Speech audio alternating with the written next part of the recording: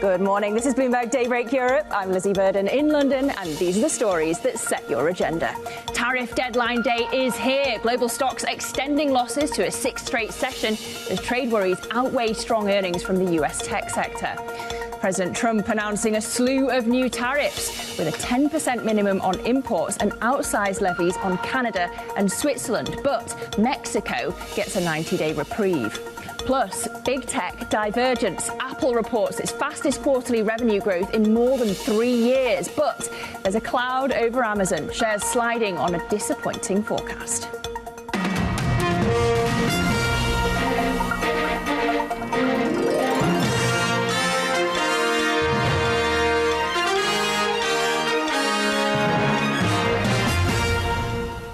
Trade dominating tech. We are finally here. It is tariff day at last. August 1st, Donald Trump's deadline, and it is red across the screen when it comes to the futures picture this morning. Yes, you had all-time highs for the Mag 7 yesterday. Yes, you had Microsoft hitting that $4 trillion market cap, but disappointment in the post-market, and we are down this morning as we head into the cash session. Flip the board over to the cross-asset picture, and you had the dollar with its best month since Donald Trump returned to office yesterday, its first monthly gain, and euro dollar now pretty steady at a 114 handle. But keep an eye on that 10-year yield because we're heading towards the US jobs report. 437 is where we stand right now, and we've got to mention copper because of that huge plunge yesterday in New York. It's recovering somewhat there, but set for a weekly decline when it comes to the London Metal Exchange, despite the recovery now, because again we're digesting Donald Trump's tariffs. Now let's bring you up to speed on where those tariffs stand.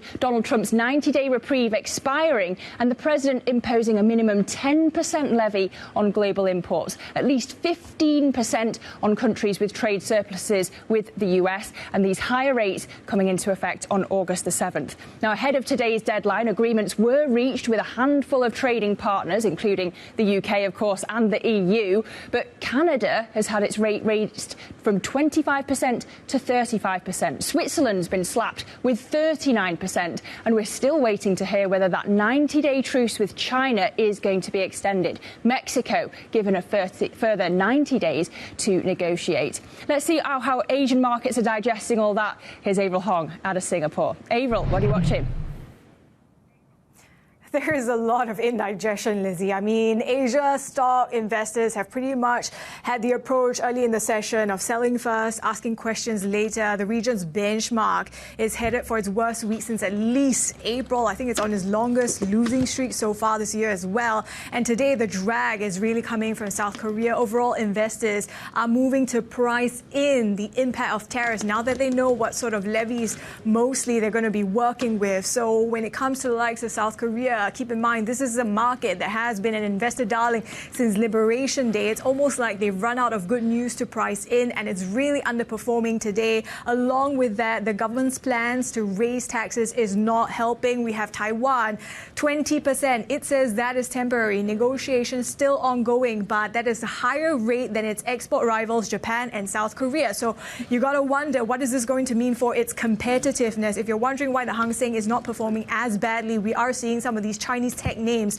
pledging to deal with price wars after Beijing's warning. So that is helping to cap declines there. Flip the board. Take a look at what we're seeing in the FX space. The South Korean won. It's not just stocks. We're also seeing the currency coming under real pressure today. The underperformance is clear. And also the onshore-offshore renminbi sliding there despite the PBOC's fixed via a firm support, so to speak, and is headed for one of its worst weeks, I think, since at least early January. The yen is also really interesting. We're seeing that bit of firmness creeping in, but it's still above the 150 handle against the greenback and has sort of been hit by this double whammy of a hawkish Powell and a dovish Governor Ueda. Lizzie. All right, Avril Hong in Singapore, we thank you for that update on Asian markets. But here in Europe, it's a busy day of corporate earnings. Financial services really the theme here, and I want to go to Paris for one of the biggest insurers in Europe, and that, of course, is AXA. It's reported underlying profit that topped analyst estimates, even as net income has missed. So you've got first half revenue of 64.25 billion euros. The estimate was 64.52 billion euros, so an ever so slight miss there. And then when it comes to net income for the first first half, 3.92 billion euros. The estimate was for 4.69 billion euros. So again, a miss. And I'm going to be speaking exclusively to the AXA CEO, Thomas Buberl, later in the programme. But I want to get back now to Trump's tariffs with our reporter, Katya Dmitrieva. Katya, welcome to the programme. These tariffs coming into effect on August 7th. Just give us a rundown of what other details we have. Well, it's really been a wild morning and a mishmash of numbers, and some of them are pretty much in line with what we were expecting. So that 10% baseline, not 15, as sort of has been bandied about the past few weeks, and then the highest rates being around 41%. Still, of course, a lot of questions about China, for example, some of the larger economies as well, that are on sort of a different track than this reciprocal levy. So that would be Canada, Mexico, as well as China. So we still don't have the final levels on that. But overall, this takes the average U.S. tariff rate to about 15.2%, which is the highest since World War II period, as well as significantly higher than the roughly 2% it was at before Trump came back for a second term in 2025. And the countries run the gamut. There were small economies, some large economies as well, of course. Some of them we knew, 25% for India, 15% for South Korea and Japan. But there were some puzzling ones as well, like Laos getting hit and Myanmar, Burma getting hit with some sort of the higher level, so closer to 40% levies. So these are all sort of the final numbers, at least for now, that we have. And some of these countries, of course, are going to keep negotiating, which has been the style so far this year. Well, and speaking of which, Canada's been hit with a 35% levy, Katya, but Donald Trump's saying that he's going to talk to Canada's Prime Minister, Mark Carney. Yeah, it's a big question. I mean, this has been one of those trade deals that have been perhaps the most contentious, with the leaders going back and forth, first with Trudeau, now with Carney. And the country just reported second quarter GDP growth that was actually quite positive. So this poses quite a substantial risk. The two leaders will continue negotiations, and this kind of shows how these rates are not necessarily final. So yes, markets do have a bit more certainty now that we have a level that's been published from the April 2nd levels. Some of them are a bit better than those levels. Some of them are a bit worse, like Switzerland, for example, got hammered. But for Canada, for example, this is one of those that will likely continue because they also have the USMCA. So they need to have Mexico at the table as well. So we'll be looking forward to that. Yeah, let me just bring you some breaking lines from Switzerland. The Swiss government noting that 35% tariff with regret. They say that they're still seeking a negotiated solution with the US when it comes to trade, but that tariff differs significantly from the draft, they say. So Switzerland hit with these tariffs, but Mexico, Katya, getting a 90-day reprieve. How come? Yeah, Brazil also got a reprieve, we heard earlier this week, and as well as exemptions on some of its goods. And it goes to show just how important these trade ties are for the U.S. economy and for U.S. consumers. Because at the end of the day, what happens with inflation, what happens with prices, with households, as well as with companies that rely on components as well as finished products, like autos would be a big one from Mexico. There's also significant pharmaceuticals coming from countries like India. And so having that reprieve would just allow for more time to negotiate. And so perhaps this is sort of what Trump has really been doing, which is announcements, negotiation, another announcement, a bit more negotiation. So we're seeing a bit more of that, the goalpost moving forward just a little bit. So, we'll probably be talking about this again on Monday with some more announcements to come. Katya, you got him all figured out. Donald Trump, the formula by Katya Dmitrieva. We thank you for that update. And you can get the latest on all of these tariff developments on our T Live blog. Terminal users just find it at TLIV Go on the terminal. Now, investors are minding the tariffs, but they also head into the day with one eye on the key US jobs data out later on. Let's bring in Bloomberg's Valerie Teitel for a preview. Val, I've got to say, the estimates are all over the show for payrolls. Last month it was 147K. Consensus is 104K, I think. The whisper number last time I checked was 120, and our economists say 160. Why such a range? Well, the US labor market is going through quite a flux, Lizzie. On one side, you have this deportation of undocumented workers. On the other side, you have the U.S. economy perhaps buckling under the weight of tariffs, and whether we start to see layoffs start to hit the U.S. economy. Any weakness in the U.S. economy from tariffs will hit the labor market first. So a lot of ranging opinions about what today's data is going to be. There's even a lot of range of opinions even when it comes to the Fed. You had Powell saying that there is no hints of labor market weakness. Meanwhile, the main dissenter, Governor Chris Waller, thinks it's flashing red and about to go off the edge. Well, the consensus estimate, if you take that all net today, is for 104K onto non-farm payrolls. It would be one of the lowest prints we've seen this year, going all the way back to February. Have an eye, though, on the unemployment rate and the participation rate, Lizzie. These are going to be key because, as Powell mentioned in his press conference a few days ago, we're having this dynamic where labor supply could be dropping at the same time as labor demand. And even though that is underlying weakness, we could actually see the unemployment rate stay steady if they drop in tandem. Another thing just to keep in mind is those weekly jobless claims yesterday came in below expectations for 6 straight weeks. They have been on a steady declining track, and this is maybe an argument to saying that the labor market is doing okay when it comes to the effect of tariffs. So the baseline, at least taking the data this week, net jobless claims falling and coming below expectations for a 6th straight week is quite notable. The other thing that's notable is just the impact this is having on the U.S. dollar. More signs of labor market strength are going to have the market being pricing out those Fed cuts, and that is leading to a rebound in the U.S. dollar to start the second half of the year. We're on a 7-day winning streak for the Bloomberg Dollar Spot Index, up nearly 2.5% in that time frame as the dollar makes a comeback. All right, happy Friday for the dollar. Bloomberg's Valerie Teitel, we thank you so much for that. You mentioned the debate at the Fed, and after that last decision, we're going to be speaking to Beth Hammock from the Federal Reserve. That's on Open Interest at 2 p.m. London time. Don't miss it. Well, as I say, it is tech trade that is dominating the futures picture this morning, but we've got to talk about tech. Apple shares rising in late trading after the tech giant reported its fastest quarterly revenue growth in more than 3 years. That result topping Wall Street estimates following a pickup in demand for the iPhone and products in China. And Bloomberg Technology's Ed Ludlow has more from San Francisco. The thing that really moved the needle for Apple was the projection for the September quarter. Basically, they'll see growth of high to mid single digits. But in aggregate, what the market did was look at what happened in the quarter gone, the impact of tariffs in terms of costs, and then analysts constantly peppered Tim Cook and Apple CFO Stefan about pull forward. The data kind of shows that actually Apple has some momentum. So in the quarter gone, tariff impact was $800 million.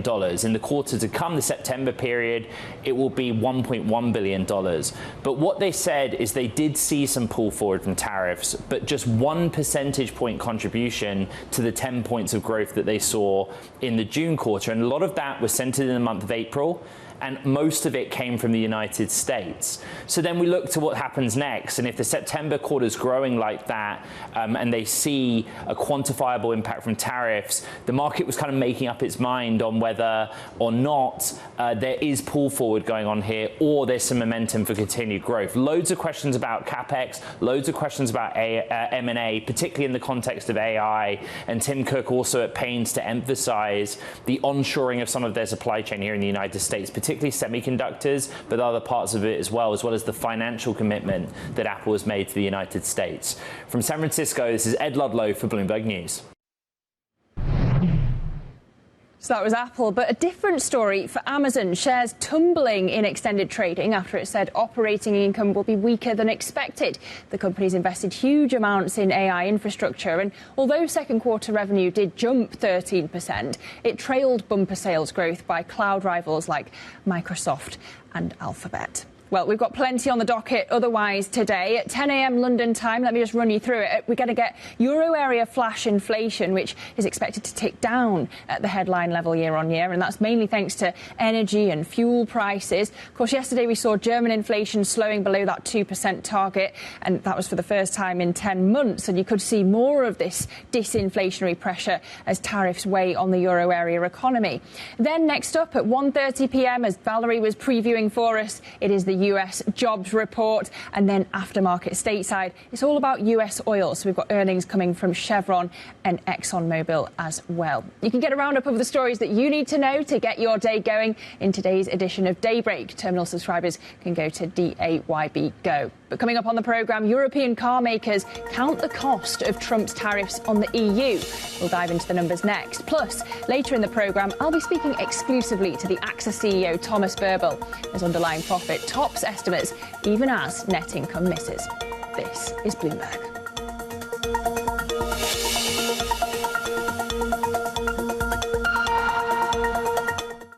It's Jobs Day, and Bloomberg has the report under surveillance. It is definitely a stagnant market. Everybody's looking for a slowdown in job creation. You're seeing a tightening in parts of the labor market. Today, Jonathan, Lisa, Anne-Marie, and Mike will bring you crucial data and expert analysis at terminal speed.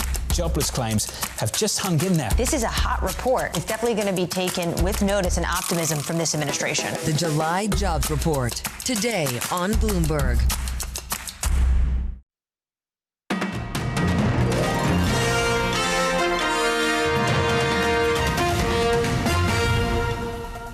Welcome back to Bloomberg Daybreak Europe. It is tariff day, so let's take a deep dive into the impact. Earlier in the week, of course, the European Union accepted a 15% tariff on most of its exports to the United States, including on automobiles. And while that averted a full-blown trade war, Bloomberg Intelligence estimates the decision could cost EU car makers €2.5 billion.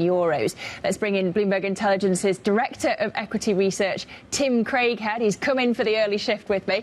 Tim, just talk us through from a corporate earnings perspective what the overall impact is for Europe of this deal. Yeah, so if I look at what our equity strategist team has calculated, their rough order of magnitude has been something on a 3 to 4% hit to EBIT, to operating earnings, from the overall tariff impact. Now, the good news is it would be a lot worse if we were talking a 25 or a 30% tariff. The good news is also, if you think from a market perspective, we've seen a 4 or 5% decline in consensus earnings expectations since April 1. So a lot of that hit is already buried into the earnings numbers. And you look at this quarter's earnings reporting period, and we are tracking better than what was expected because the estimates have been taken down so far already. OK, so the bar was set so low that this looks a little rosier. Yeah. But if we drill down into individual industries, where do you see the biggest impact and what's still left to figure out? Yeah, well, you mentioned autos. I do think that is clearly a poster child, if you will, of the European situation. And it's, again, sort of a bad news, good news. The bad news, as you said, it looks like on our calculation, roughly a 2.5 billion euro hit. And I would reference Mike Dean's note that was out yesterday. It's very good. That's better, however, than the 6.5 billion euro hit to EBIT, which was under the 27.5% number. If you look individually, there's also some intriguing twists that are yet to be determined. So you have BMW and Mercedes that build about 180, 190,000 SUVs in the U.S. that get exported to Europe. Maybe there's an offset there that's an added positive. But Porsche, Volvo get the particularly big benefit because so much of what they produce is here, and there is a lower tariff than what was expected. OK, really interesting. Tim Craighead, Director of Equity Research at Bloomberg Intelligence. We thank you, and I do encourage you to check out that note from our colleague Mike. But look, one of those big question marks that remains is, as we say, pharmaceuticals, and Donald Trump taking aim at the pharma industry, sending letters to 17 of the world's biggest drug makers, demanding that they lower their prices stateside. US pharma stocks declined after companies including Merck and Bristol Myers Squibb and Eli Lilly were given 60 days to bring their US prices in line with what other countries pay. Some of the companies have issued statements saying that they are willing to work with the administration on affordability. Now, coming up on the programme, we're going to switch focus to geopolitics. US Special Envoy Steve Witkoff meeting Benjamin Netanyahu in Israel to discuss the worsening humanitarian situation in Gaza. We'll bring you the latest from Jerusalem next. This is Bloomberg.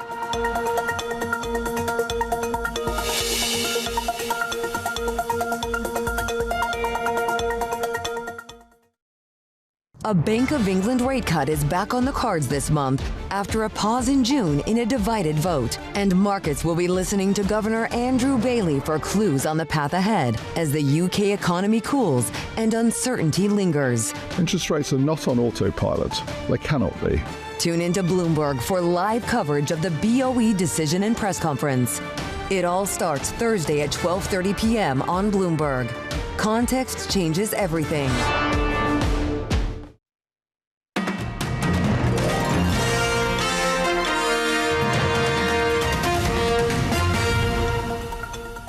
Welcome back to Bloomberg Daybreak Europe. Now, the US Special Envoy Steve Witkoff met the Israeli Prime Minister Benjamin Netanyahu in Israel yesterday to discuss the worsening humanitarian situation in Gaza. The White House says that Witkoff is now expected to visit an aid distribution hub in Gaza later today. And Bloomberg's Dan Williams joins me now for more from Jerusalem. Morning, Dan. Thank you for being with us. Has there been any readout from the Witkoff-Netanyahu meeting so far? Not much beyond the basic itinerary. That's rather typical for this envoy. Steve Witkoff is known for traveling quietly under the radar. He deals not just with the Middle East crisis, but also with the Ukraine crisis. We do know, however, that while this may be a quiet mission, it's fateful. It comes at a very difficult and dangerous juncture in those long-running efforts to get another Gaza truce off the ground. Those appeared to have fallen apart last week, among other reasons, amid a demand by Hamas that the Gaza Humanitarian Foundation, that is the Israeli and US-backed alternative food distribution system in the Gaza Strip, Hamas wants that disbanded as part of any truce. Israel and the United States do not appear to want that. They see this as a means of dislodging Hamas from the Gaza Strip. Traditional UN aid distribution, they say, is tied up with the Hamas government there. So it would appear that Witkoff is going to assess the situation with the JHF to see that things are functioning well. And I imagine the organizers are also hoping to dispel any doubt he may have about the function of the GHF, given recent reports of mismanagement, chaos, sometimes lethal chaos, among aid seekers who've tried to come to the GHF, with Palestinian reports of dozens and hundreds of them over recent weeks being shot dead or killed in stampedes. Those reports have, of course, been disputed by the GHF and Israel. And so, Dan, you've got the US imposing sanctions on members of Palestine Liberation Organization and Palestinian Authority. To what extent is the US here working against Europe in recognizing Palestine? Well, it's working not just against Europe, but also its northern neighbor, Canada, which, like a number of European countries, has said that come September, the annual UN General Assembly, it plans to recognize a Palestinian state.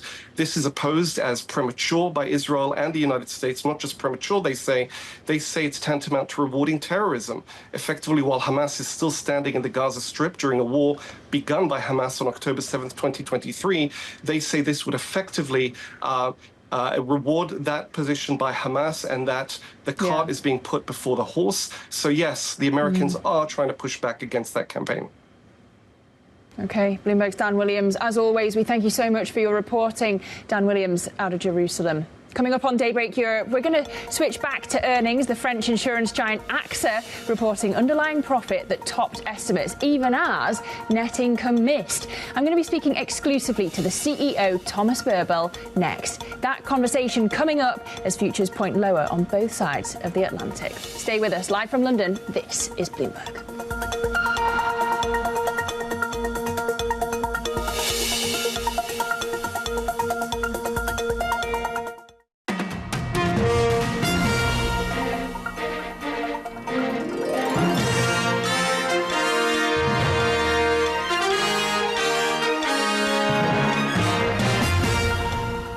Good morning. This is Bloomberg Daybreak Europe. I'm Lizzie Burden in London, and these are the stories that set your agenda.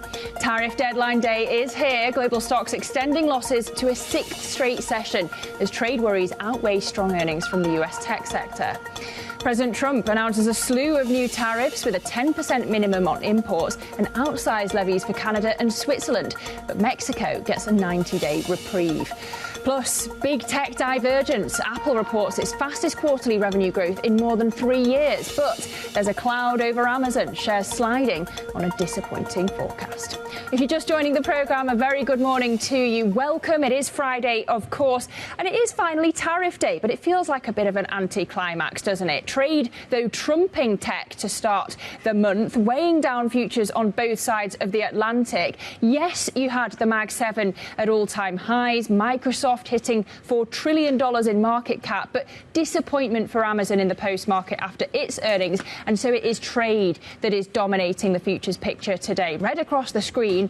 Flipping over to the cross-asset board, look, July marked the dollar's first monthly gain since Trump returned to office, but it's pretty steady now. Euro-dollar at 114, the 10-year at 437 as we head towards the jobs report, and keeping an eye on copper because we're set for a weekly drop on the London Metal Exchange as traders digest the tariff impact, but we are recovering somewhat when it comes to the New York picture after yesterday's plunge, up 0.3%. It's a busy day for earnings. As I say, the theme today for us is financial services, and you had the French insurance giant AXA reporting underlying profit that topped analysts' estimates, even as net income missed. Joining me now, I'm pleased to say, for an exclusive conversation is Thomas Buberl, who is, of course, the CEO of AXA. Thomas, thank you. Thomas, welcome to the programme. Really good to have you with me. Just walk us through how this quarter went for you, whether the volatility actually has been your friend. Good morning, Lizzie. Yes, the results that we have announced this morning are very positive. A very good growth in revenue, plus 7%, and 8% underlying earnings per share growth at the high end of our range. So we are executing very well against our plan. And yes, volatility is never a good news for anybody, but our model, being very diversified, has been weatherproof against this volatility. So is that to say you've seen more foreign shareholders than before? Yes, certainly. I mean, with results like this, you attract a lot of new shareholders. And when I look at the shareholder register, I have certainly seen in particular many new American shareholders arriving recently. And so you've also had more than €5 billion coming into your coffers from the AXA IM sale, of course, to BNP. I know that you've used some of that money on share buybacks. Are you siphoning off the rest for acquisitions, Thomas? Yes, so of the 5.4 billion, 3.8 will be used for share buyback, and the remaining rest will be used to strengthen our positions in insurance. You have seen this morning that we have announced the acquisition of Prima in Italy. So that's one of the examples where we will use the money to strengthen our core business insurance. And do you think that we're going to see more consolidation in your sector of insurance in the coming months? Look, I mean, the industry has been consolidating over many, many years. And yes, I do believe you will see more consolidation because in an environment that gets more complex, not only from a geopolitical perspective, but also from a tech perspective. If you think about the investments that we need to all together do in AI, if you think about the regulatory complexity, size matters, and there will be a flight to size. So you've got Prima. Have you got your eye on any other European insurers next? You don't think that I will disclose this in front of you today, but certainly, yes, we are always looking. No, I don't. We are always looking at, where are good opportunities. But as I said at the very beginning, our core focus is to grow organically. We have been very, good in this. If you see the numbers, and if there is a good acquisition to be done, like we've just announced with Prima in Italy, we'll certainly certainly have a look at it, but the core focus is organic growth. It was worth a try, Thomas. Let's switch to the macro picture, shall we? We've got this EU-US trade deal, 15% tariffs on most EU exports. Is that a good deal for Brussels? Look, tariffs are always a bad deal for consumers. When you look at 15%, you can say 15% is better than the 30 that were announced, but it's worse than zero. So to look at what does this trade deal mean now that it's there, I think it's too early, because combined with that trade deal, you have certainly also concessions around military investment, around spending on energy, around investments. So it remains to be seen in the next couple of weeks what the deal looks like exactly, and then it's the right moment to judge it. But apart from certainty, Thomas, what do European companies stand to gain from it? How is it going to impact your business? Look, I mean, we'll be indirectly impacted. I mean, the first impact we always have as an insurer is market volatility due to uncertainty. A deal like this will certainly calm the markets down in a way that there is a certain certainty where this will land. Nevertheless, we have seen markets certainly reacting to it negatively when you certainly look at the share price developments.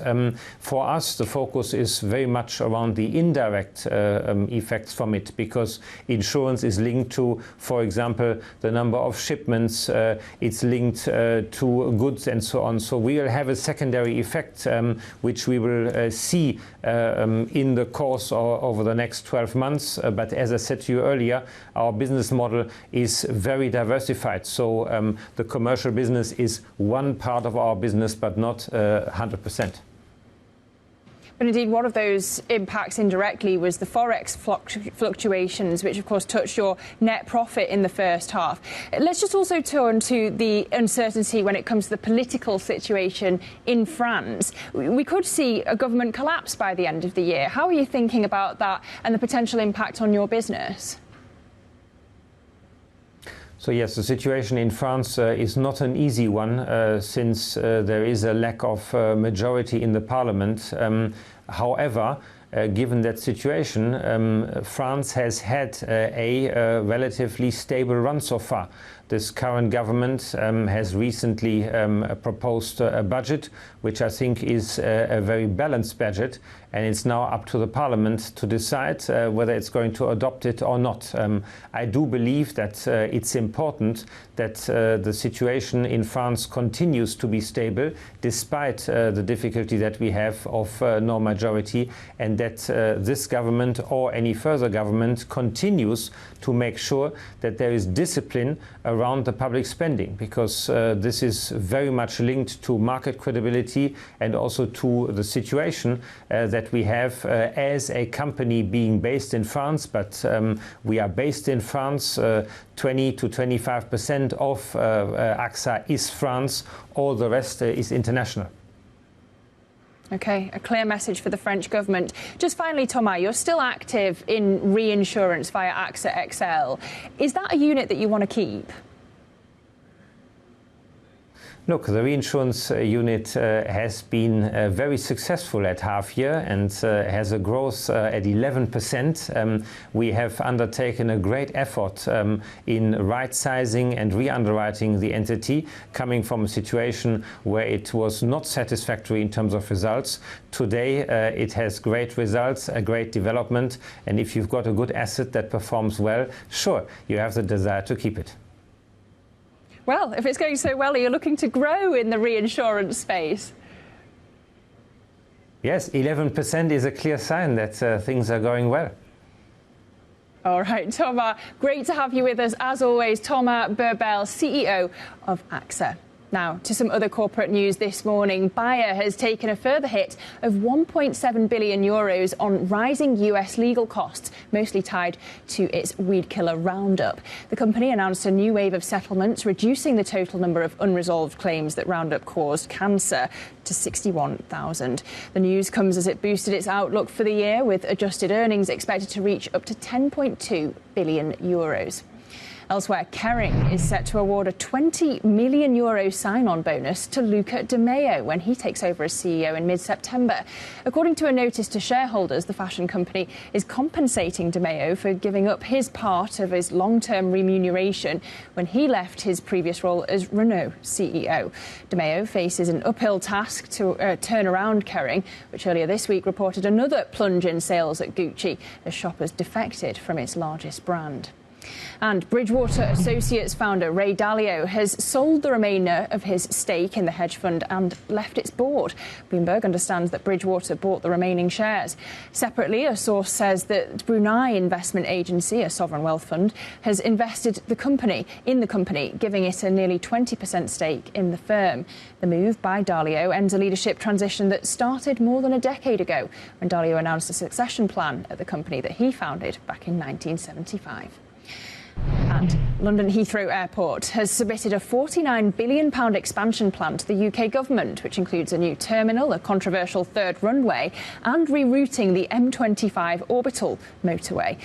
Heathrow says the new runway could be operational within a decade and would increase annual passengers from 82 million to 150 million. Well, those are some of our top stories this morning. Coming up on the programme, we'll get straight back to earnings. Erste Group reporting second quarter net interest income that beat average estimates. We're going to speak with the bank's CFO, Stefan Dörfler, next.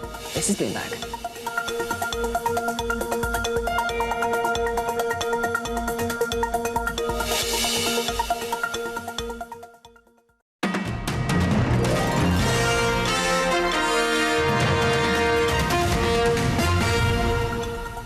Welcome back to Bloomberg Daybreak Europe. Now, Erste Group has reported second quarter net interest income that beat average estimates.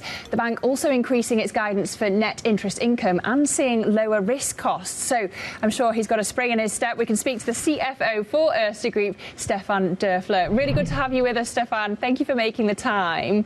Let's start with this guidance, because for a few quarters, I seem to remember that you'd projected net interest income would plateau. Now you've raised it. Why? Yeah, absolutely correct. Good morning, Lizzie. What has changed our mind to the upside is growth, is loan growth. And that is really something which is good news, not only for our net interest income, but I think for the overall, let's say, indicators for the economy in Central Eastern Europe. It's not going to go through the roof, but we think we can beat 2024 net interest income. And one reason is loan growth. The other reason, obviously, is the forecast for central bank interest rates, which are now kind of stabilizing at the current levels. So those two factors, I think, are the main drivers for our improved guidance. OK, you also see lower risk costs. What's going into that? Yes, we see lower risk costs compared to our guidance so far. We think that we are going to landing somewhere around 20 basis points. First half year was at 16 basis points cost of risk. There is two reasons for that. On the one hand, we see excellent asset quality all across Central Eastern Europe. The Austrian situation has been stabilizing after a couple of, let me say, a little bit more difficult quarters. And that results into the guidance that we are updating today. The other factor is, of course, that on a higher overall volume, the absolute numbers are translating in a lower basis point number. So that's the reason. And this is very well supporting, of course, our net profit guidance. And let's not forget that our capital build. OK. Now, the other thing is you've got this deal to buy Banco Santander's Polish unit. I'd just love to get an update on that. Is it still on track to close by year end? Sure. No, we are very well on track. So thanks very much for the question. The day before yesterday, our future Polish colleagues were publishing their results. That's also very good news there. Strong operating dynamics, just as we expected them for the Polish market and for Santander Polska. Now, we are well on track with our integration project. We are working very closely together with Santander Group as well as with the future Polish colleagues. Of course, there are many challenges to meet in such a project. That comes without saying. We are expecting closing to happen somewhere around year end. That, of course, depends on many factors, technical integration as well as approvals, but everything well on track, and we are very optimistic and looking forward to arrive in Poland soon. And where do you stand on the funding? I know you've got a mix of internal sources.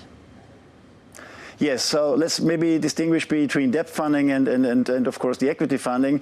Debt funding, just to give you an update, we were executing a very successful AT1 transaction right after announcing the signing with Santander. This was strengthening our position also towards the regulator, to strengthen our capital position. So that's the one thing I would like to mention in terms of second quarter business. The other thing is, of course, how we are financing the transaction itself. It is a significant transaction, around about 7 billion, which will have a drag on our CET1 ratio of around about 460 basis points, and that needs to be financed. On the one hand, we are using our excess capital. On the second hand, we're using the excellent profitability of this year, and you see that we are not only on track, I think we are well ahead of that, and certainly we'll have a reduced distribution for a very limited period of time, and that's exactly 2025. We have announced that our shareholders were very supportive. We are super happy with how these conversations develop, and we are looking forward to deliver again a capital distribution then in the year 2026 at expected and normal levels. So that's on track. What's on the pipeline when it comes to significant risk transfer deals, Stefan? Well, we have been announcing that we will support our capital build with slightly increased activities on the SRT side. We're talking about 40, a little bit more than 40 basis points. We haven't done any transactions so far, so everything you see in the first half year figures is not including those activities yet. We are planning that. We are in very, very positive talks with investors. We are selecting portfolios. So you can expect that in the second half of 2025 and then further on in the beginning of 2026, we'll execute a couple of those transactions which support our capital development. Okay. We've got to talk about trade. We're asking every CEO this week, what do you make of this deal that Brussels has done with Washington? Is 15% a good number? Is 15% a good number? It depends. It's 15% in growth of some of our, let me say, earnings. It's a good number. Whether it's a good number with tariffs, I'm not an expert, to be honest. Look, I think everyone has been looking at the situation and the scenario in Scotland very closely. Everyone now on our research side has been digging deeply into the numbers. What we can see for the first at the first look is, compared to what has been expected lately, it looks a tick better here or there. The look through to Central Eastern Europe doesn't really threaten us. In the same moment, I would be careful here because, of course, the indirect effects on the global and European economy are really hard to predict. So I wouldn't be overly optimistic. I wouldn't be overly nervous. The reality is we are very much connected to the real economy in Central Eastern Europe, and that is what counts for us. It's holding up okay-ish, I would say. It could have been better. It's clear the uncertainties in the first half of 2025 have not been a boost to the economy, but now maybe with at least a clarity about how things will go forward, we are optimistic that we can execute business, and we will support our clients to do so. Well, you alluded earlier to the kind of economic struggles that are happening in some of the countries where you operate, in Austria, but also in the Czech Republic, for example. What are your corporate and retail clients saying about whether they expect growth to improve in the second half of the year? Well, let me first distinguish to slightly adjust this comment. I guess that Central Eastern Europe has been continuously outperforming the rest of Europe. You are right that in Central Europe, on the back of the very weak economy in Germany, Austria and also Czech Republic have not been doing so well. We are hovering around about the zero line here. However, there is two factors that make us optimistic. On the first hand, we need to see now the real action on the German side. Something which is brought on the way. I think the decisions on how politically have been made. It's important that these investments finally happen. And the second thing is that we believe that our clients, on the back of those lower rates, are starting to invest. We see significant uptick in mortgage lending. So on the private customer side, we see already the optimism, and on the corporate side, here and there, it's mixed. But that will all depend on the clarity about the future investments and also the tariff solution. Yeah, for that, let's see what the next quarters will bring. I think that the second half of the year 2025 will be a tick better already in terms of economic growth.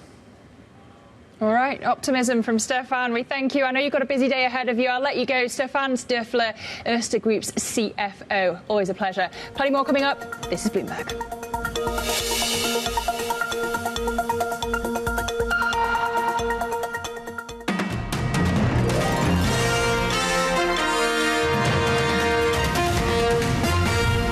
This is something that we can absorb and will absorb and is explicitly implied to our profit outlook for the rest of the year. We welcome the agreement. We hope it's going to be enforced as soon as possible. And ideally more a matter of weeks than a matter of months. The main thing is that uncertainty tapers off.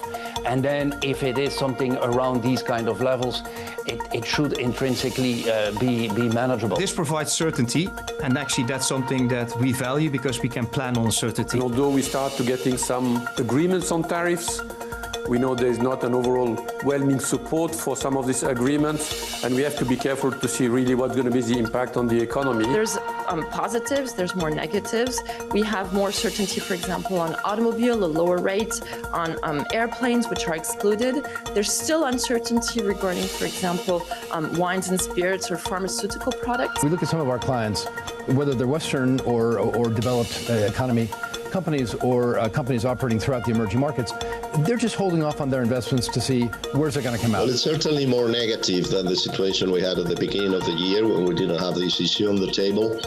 My sense is that this is a lesser evil. We need to be in a position where 3, 5, 10 years down the road, we're in a position to strike better deals with the US than the current one. So those are some of the CEOs we've been speaking to, giving us their take on the EU's tariff deal with the US, which of course it managed to reach before the August 1st deadline. And we are here. It is tariff day, and this is where things stand. So Bloomberg has been crunching the numbers. Our economists, they say the average tariff rate is going to be 15.2% if rates are implemented as announced, an increase from 13.3%. But look, that is significantly higher than the 2.3% where it was before Donald Trump came back to office.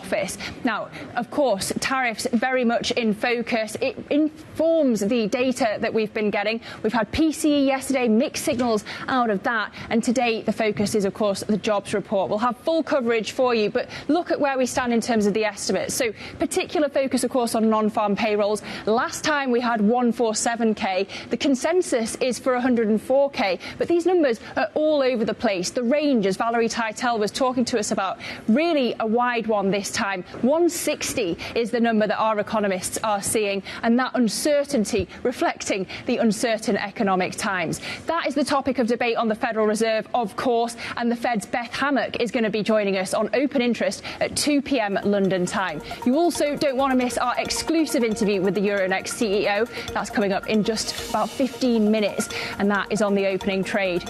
Val, Critty and Guy will take you all the way to the cash open. This is Bloomberg.